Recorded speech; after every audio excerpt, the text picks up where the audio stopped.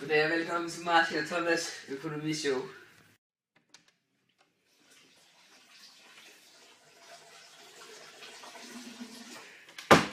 Hej, og i dag der skal vi snakke om banker og sådan noget.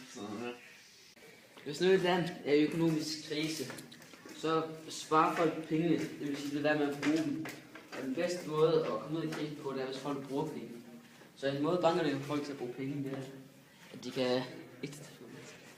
de kan trykke nogle flere penge. Så kan det være, at folk begynder at bruge dem, hvis de får flere penge. Så begynder de at bruge nogle penge. Men banken skal stadig på, at de ikke trykker alt for mange penge, fordi at så mister penge deres værdi, så går det helt galt.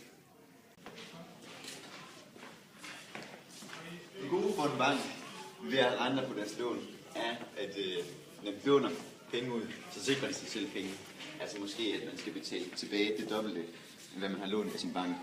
På den måde, så hjælper det banken med ikke at kunne gå konkurs og miste for mange penge.